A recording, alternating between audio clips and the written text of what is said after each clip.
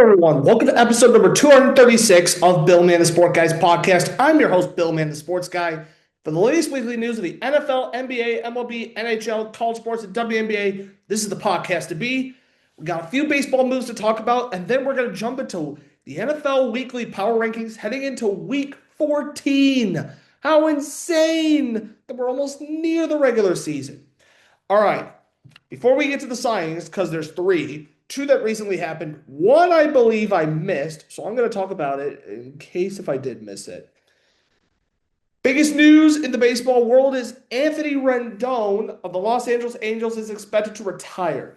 For those that don't know, Anthony Rendon signed a 7-year, $245 million contract with the Los Angeles Angels back in the 2019 offseason. Yeah. Want a definition of a bad contract? It's safe to say that contract, by far the worst. Anthony Renton almost played every single game during the shortened 2020 COVID season. But from 2021 to 2024, heck to even 2025, he's missed more than 100 games those 5 seasons actually combined. Actually, he missed all of 2025. Yeah. Imagine a healthy Anthony Rendon. Imagine the Angels actually attempted to make the playoffs. Yeah. Safe to say the worst contract in all baseball history. And easily in the top 5. So, let me know your thoughts on the Anthony Rendon on Twitter at Billman Sports, Instagram at Billman Sports Guy, and here on YouTube at Billman Sports Guy. Now to the 2 signings that happened recently. Dylan Cease. Wow. 7 years, $210 million contract with the Toronto Blue Jays. Wow. Wow. Wow. I did not see this coming. I think Dylan Cease signed a good contract with the Blue Jays. I think he's going to do pretty well there. Despite struggling, having an ERA at above 5 from the 2025 season. But he does have the most strikeouts in the 2020 decade. And he had another 200 strikeout season. Very curious to see how this contract will work out at the end of the day. I don't know, but right now my early assumption is I think this will end up being a good contract, but I'm shocked that he actually was able to get $210 million from the Toronto Blue Jays. Next up, Ryan Helsley signs a 2-year contract. I don't know the money term, but there is an option out of the first year of the contract with the Baltimore Orioles. Now, he had 49 saves in 2024, but Ryan Helsley felt like a case of 2. He was fine with the St. Louis Cardinals this past season, but after getting traded to the Mets, had a 4.50 ERA, 1.54 whip. Yikes. That Ryan Helsley on the Mets was awful, but Ryan Helsley on the Cardinals, not too bad. So we'll see how this contract works out. If Helsley does well, then there's a possible chance that I think he'll actually go to free agency again and try and get a big contract. But if he doesn't do well, then either he's going to stay with Baltimore or Baltimore could just let him go. One or the other. All right. The other signing we're going to talk about, because I believe I forgot about it, but I could be wrong. Raisel Iglesias is going to stay with the Atlanta Braves on a 1-year, $16 million deal. Honestly, this is a fine signing. I think Iglesias does give good bullpen help to the Atlanta Braves bullpen, and he'll be a good veteran leader. So overall, I like the signing. Nothing much to say about it. All right, let's now talk about the power rankings heading into week 14 with the NFL power rankings. I was tempted, but at number 32, the Las Vegas Raiders, this team has just been disappointing all season long. Number 31, Tennessee Titans, just not a good roster all around. The New Orleans Saints at number 30, the Cleveland Browns at 29. I mean, both of those games were just horrendous to watch. And again, not a good roster structure. Number 28, I have the New York Giants, with them just recently losing to the New England Patriots in Monday Night Football. Yeah, safe to say we could call this a lost season. And to the other side of New York and the New York Jets, though they did pull off a win, but still, just not a good year. The Minnesota Vikings, probably the biggest drop-off now at number 26.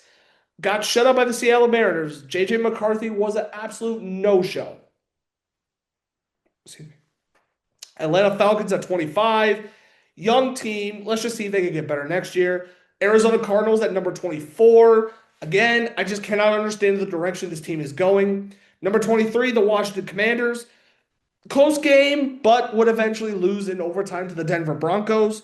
Number 22, I went with the Miami Marlins, or not the Miami Marlins, pardon me, Miami Dolphins. Look, the Dolphins, just another team with a lost year. Jackson, number 21 is the Houston Texans. Pulled off a win, upset win against the Indianapolis Colts, but I cannot rank them higher than that. Number 20 is the Jacksonville Jaguars. Hey, Trevor Lawrence, something special, but we'll see how the team's going to rebound because I believe Trevor Hunter is hurt at the moment. Number 19, the Carolina Panthers. Dare I say, one of the biggest upsets of the year against the Los Angeles Rams. That was shocking. Number 18, the San Francisco 49ers. Overall, solid game, but I just need them to be healthy. Number 17, we got the Pittsburgh Steelers. Yeah, bad loss against the Buffalo Bills and Mike Tomlin. Is this the season they let him go? Who knows? Number 16, I have the Dallas Cowboys. Even though they pulled off a victory against the Kansas City Chiefs back on Thanksgiving, still not impressed whatsoever. Number 15 is the Baltimore. Actually, 16. I lied. Dallas is 14 on my rank. Actually, we'll put Dallas at 16. 15, then we're going to put the Baltimore Ravens because they were a no-show against Joe Burrow and the Cincinnati Bengals, which, speaking of the Bengals, they're now going to be at 14 on my list because, man, did Cincinnati really need Joe Burrow, and he came back in a big way. Number 13, the Los Angeles Chargers. Just good young team. Number 12, the Kansas City Chiefs. Despite losing, but they did pretty solid. Number 11, got the Detroit Lions. Green Bay Packers took them to school, safe to say. Number 10, the Denver Broncos. Good comeback win against the Washington Commanders. Number 9, we have the Los Angeles Rams, a team that was upset by the Carolina Panthers. How do you let a Carolina Panthers team beat you? Number 8, the Tampa Bay Buccaneers. Barely got away with the win, but hey, the win's a win. Number 7 is the Indianapolis Colts. I still think they're a really good team at the end of the day, but in all seriousness, they did get upset by the Houston Texans. Number 5 is the Seattle Seahawks. I was tempted to put them in my top 3, but these 4 other teams I think had a better week than the Seattle Seahawks. Number 4, probably the highest ranking I've ever put this current NFL team, is the Chicago Bears. The Bears, hey, they took the Philadelphia Eagles to school. Man, I mean, this might be the Bears' year. They've been good for the first time since 2018 and 2006, 2010. I could go on. Speaking of number 3, the brothers of in the Chicago Bears division is the Green Bay Packers. I mean, this Thanksgiving win was just awesome. The defense, chef's kiss. Brandon McManus was not missing field goals. Jordan Love, Romeo Doubs, Josh Jacobs, Christian Watson. Oh, after a slow start, it was a very good day for the Green Bay Packers. And now we're going to beat the Chicago Bears. I can't wait. Number 2, the Buffalo Bills. Good comeback. They basically took Aaron Rodgers and the Pittsburgh Steelers to school. There's nothing else to say. Josh Allen was just cooking. Number 1, the New England Patriots. Surprise team of 2025. There's nothing else to say. And this concludes for today's episode of 236 of Bill Man the Sport Guys podcast. I'm your host, Bill Man the Sports Guy. Let me know your thoughts on the free agency signings, Anthony Rendon retirement, and my NFL power rankings. Have a good evening, everyone. Stay tuned for episode number 237. Peace.